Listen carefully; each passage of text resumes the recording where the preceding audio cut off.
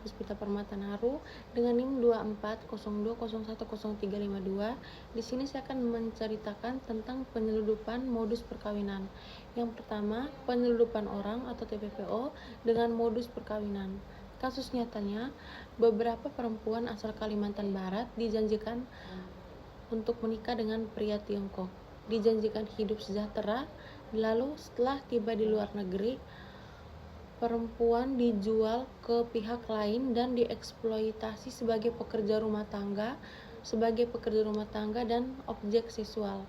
Kasus ini serupa yang pernah ditangani oleh Polda Kalbar dan Bareskrim Polri tahun 2018 dan Pengadilan Negeri Pontianak di tahun 2020. Dasar hukum Undang-Undang Nomor 21 Tahun 2007 tentang Pemberantasan Tindak Pidana Perdagangan Orang, Pasal 1 Angka 1, TPPO adalah tindakan perekrutan, pengangkutan, penampungan, pengiriman, pemindahan, atau penerimaan seseorang dengan ancaman kekerasan penipuan dan penyalahgunaan kekuasaan atau memberi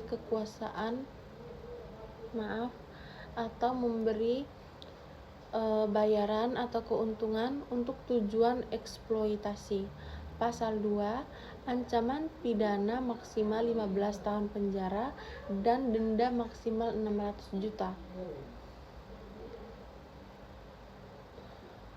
Pasal 297 melarang perdagangan wanita dan anak laki-laki di bawah umur, dan pasal 324 tentang perbudakan, Konvensi PBB tentang perdagangan orang atau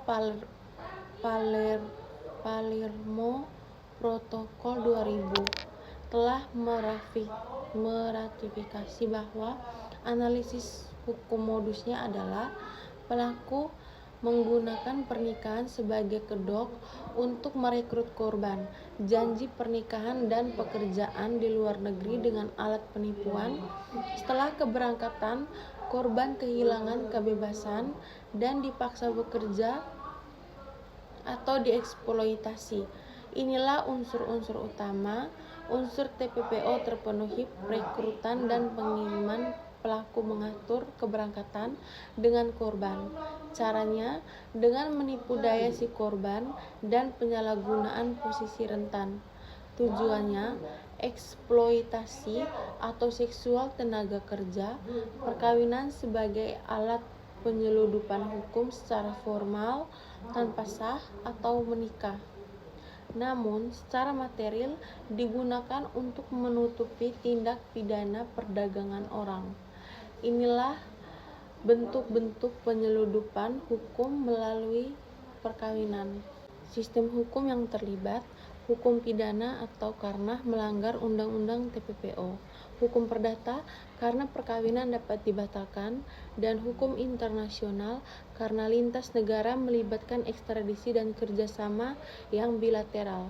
Jadi kesimpulan dari kasus tersebut, kasus TPPO dengan modus perkawinan mencerminkan penyalahgunaan institusi perkawinan untuk tujuan kriminal.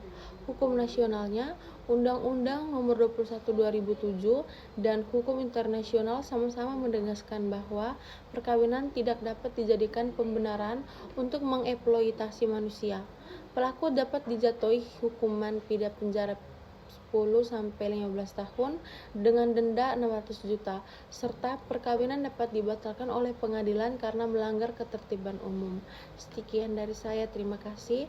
Mohon maaf jika ada salah kata.